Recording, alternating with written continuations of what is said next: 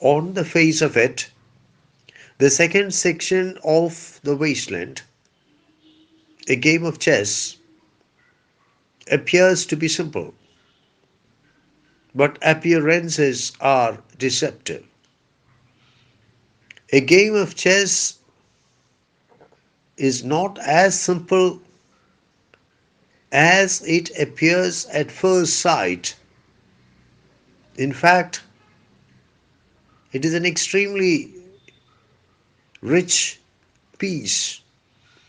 I am fond of saying that the wasteland is a palimpsest. A palimpsest is a manuscript usually made of leather on which the latest layer of writing has been inscribed after erasing all the previous layers. The latest layer of writing on a palimpsest is quite visible, but you also get glimpses of all the previous layers of writing because they could never succeed in erasing completely the previous layers of writing. The wasteland is a palimpsest, and perhaps nowhere is it more visible than in the second section, than in a game of chess. A game of chess has levels and levels of meaning. A game of chess has woven into its fabric innumerable illusions. That is what makes a game of chess so rich and so difficult. Innumerable illusions and innumerable levels of meaning. We shall try to capture all the important illusions woven into the text of a game of chess and try to decipher all the important semantic perceptions thrown up by a game of chess. We shall begin with the title, A Game of Chess. What is a game? A game is any activity you indulge in for fun, for entertainment, for amusement. Something you do because you want to entertain yourself. The word can also mean a complete episode, a complete episode at the end of which the final result of the play can be known, as in a baseball game. I think both the meanings are applicable here. Chess is a game in the sense that players frequently play it for entertainment, for amusement.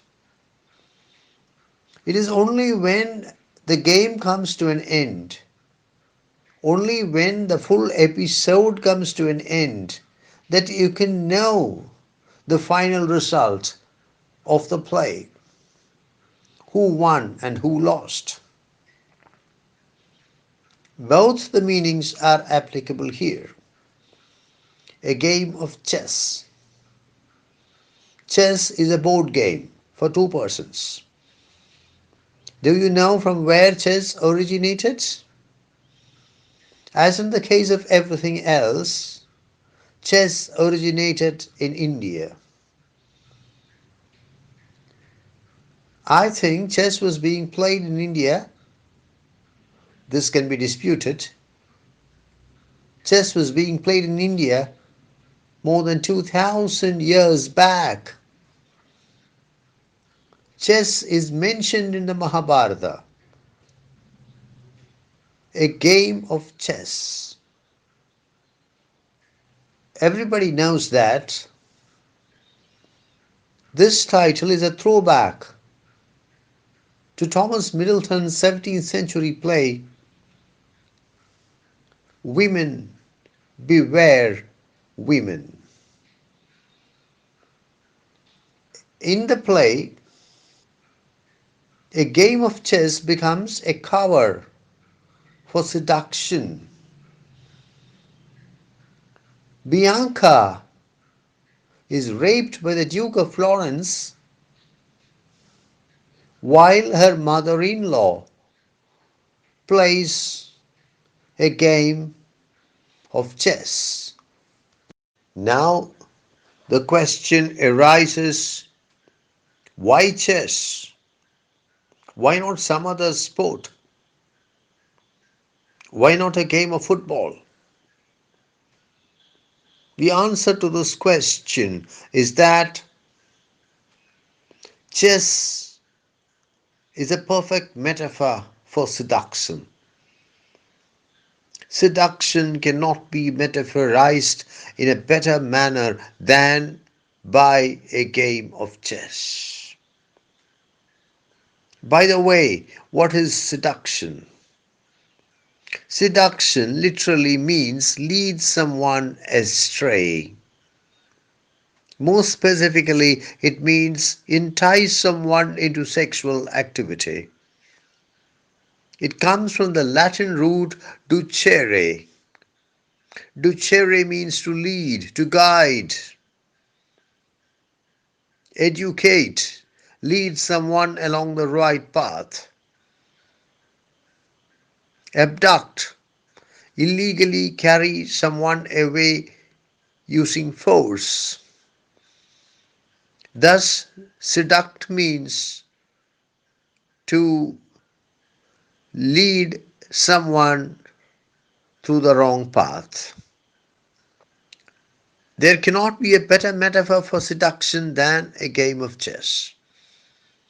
Because chess involves strategy, chess involves tactics. The seducer has to use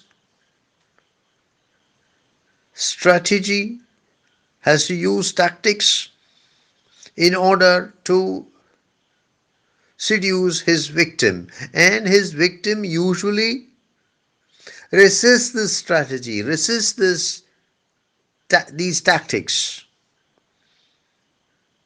And thus, a game of chess becomes a very appropriate metaphor for seduction. Besides, there is also the fact that